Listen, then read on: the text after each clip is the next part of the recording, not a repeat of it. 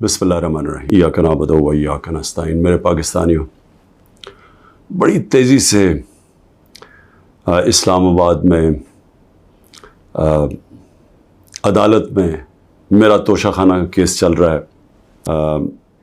ہمایوں دلاور صاحب پریزائڈ کر رہے ہیں اس میں، چیف جسٹس اسلام آباد ہائی کورٹ، اور ہم بڑی دیر سے کوشش کر رہے ہیں کہ وہ ہمارا کیس ٹرانسفر کریں یہاں ہمایوں دلاور سے، کیونکہ یہ حق ہوتا ہے ایک جو ہر شخص کا کہ اگر ہمیں ایک اعتماد ایک جج پہ نہیں ہوتا تو ہمارا حق ہوتا ہے کہ ہم اپلائی کریں کہ ہمارا کیس ٹرانسفر کر دیں۔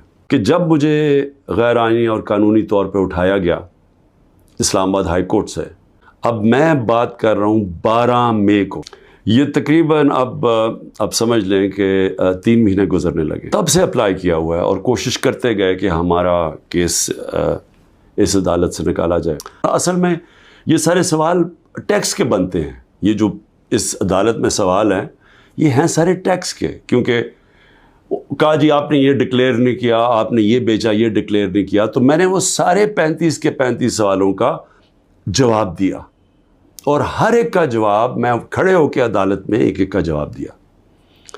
تو وہ جو ایک جگہ اور انہوں نے سرکاری 2 گواہ پیش کیے، اب سرکاری گواہ کیا انہوں نے گواہی دینی، تو ہم نے کہا کیونکہ وہ جو جواب ہیں اس کے لیے میرے اکاؤنٹنٹ کی ضرورت ہے، کیونکہ ایک 40 سال سے میرے اکاؤنٹنٹ وہی فرم ہے، میرے پاس جو پیسے آتے ہیں، جو میرے خرچے ہوتے ہیں وہ میں ان کو بتا دیتا ہوں، وہ پھر ٹیکس فارمز بھر دیتے ہیں، وہی الیکشن کمیشن کی فارمز بھرتے ہیں، وہی ویلتھ ٹیکس جو ہوتا ہے وہ بھرتے ہیں، تو ان کے پاس سارا ریکارڈ ہوتا ہے۔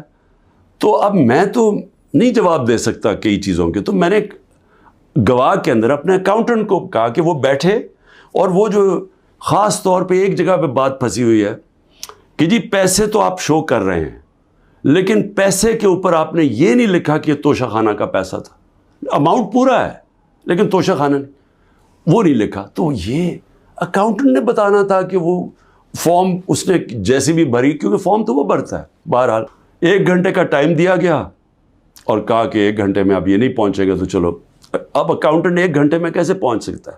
یہ کوئی ملٹری ٹرائل تو نہیں ہو رہا، اس کو وٹنس ختم کر دیا۔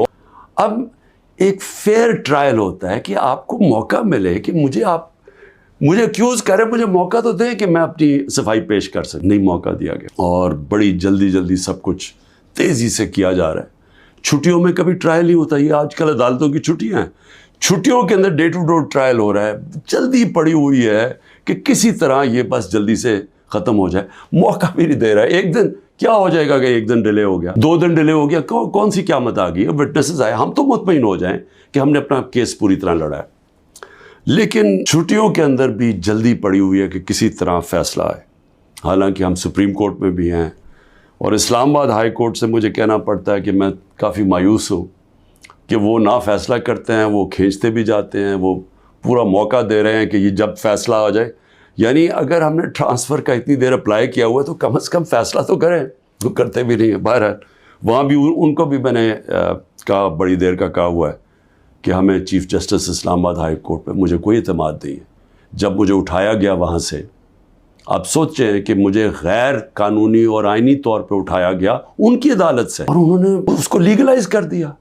یعنی اصل میں تو ان کو اللیگل کرنا چاہیے تھا، سپریم کورٹ کو تو جانے کی نوبت نہیں ہونی چاہیے تھی۔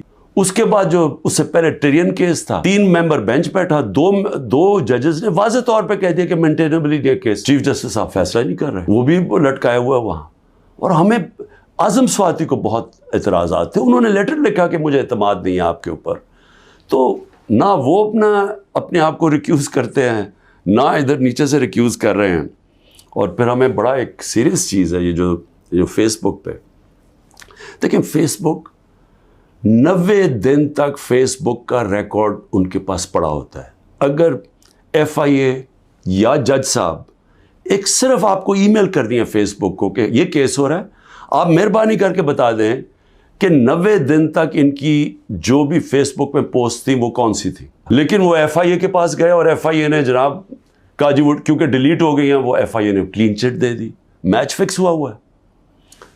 ابھی بھی اگر آپ کسی کو انصاف کی فکر ہے چیف جسٹس اسلام آباد ہائی کورٹ کی یا FIA کو، تو بڑا سیدھا ہے کہ ایک ای میل کریں اور فیس بک کو کہیں کہ ہمیں 90 دن کا دے.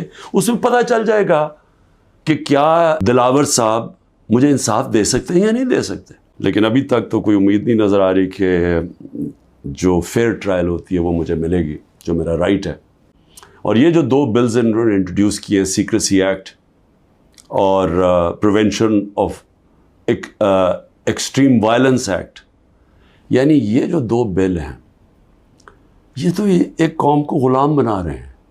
یہ تو اسٹالن کی USSR کے اندر اس طرح کے تو قانون بنتے تھے یا نازی جرمنی میں بنتے تھے، لیکن یہ کسی آزاد معاشرے میں تو کوئی تصور بھی نہیں کر سکتا کہ انٹیلیجنس ایجنسی فیصلہ کریں گی، کسی گھر میں بھی گھس جائیں گی اور فیصلہ کریں گی کہ یہ گھر کے اندر کوئی دہشت گرد ہے. گھر میں گھسنے سے پہلے آپ کو سرچ وارنٹ لینا پڑتا ہے، اس کے بغیر آپ گھس جائیں گے گھروں میں، کسی کے گھر میں بھی گھس جائیں گے اور کچھ بھی کریں گے اور کسی کو ان کو روکنا نہیں چاہیے.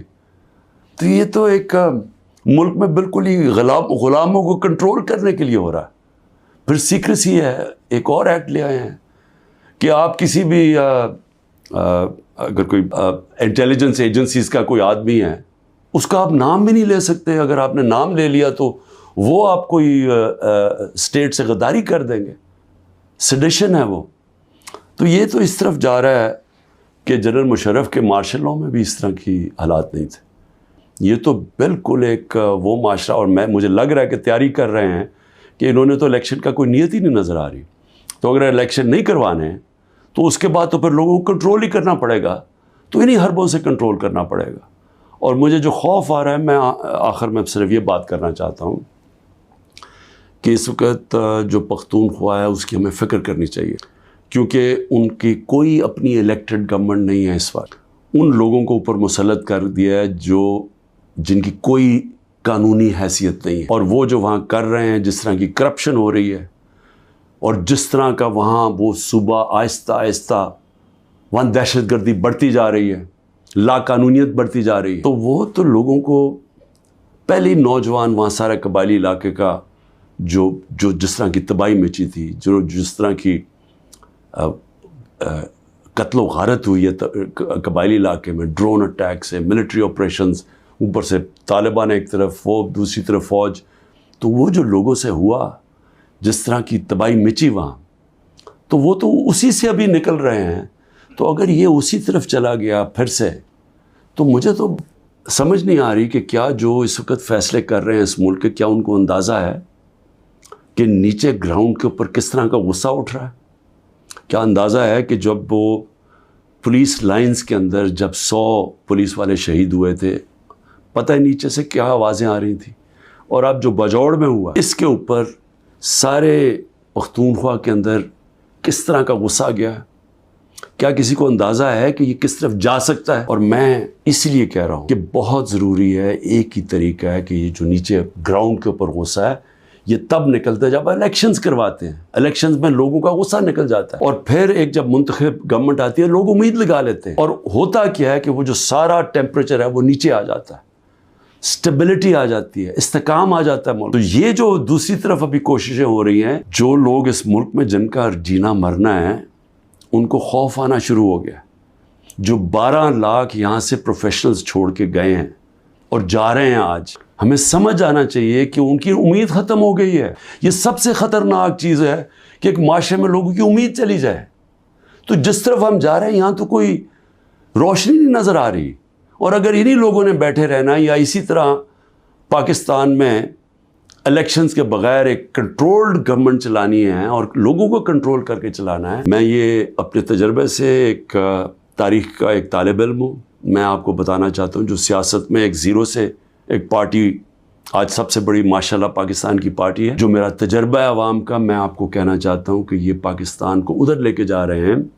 جو لوگ سمجھ رہے ہیں کہ وہ ڈنڈے کے زور سے اس ملک کو کنٹرول کر لیں گے، وہ سمجھتے نہیں ہیں، عوام کی سوچ نہیں سمجھتے، نہ وہ تاریخ جانتے ہیں، نہ وہ پولیٹکس سمجھتے ہیں، اور وہ پاکستان کے لیے بہت بڑا خطرناک اندھیرے کی طرف ہم لے کے جا رہے ہیں. پاکستان زندہ باد.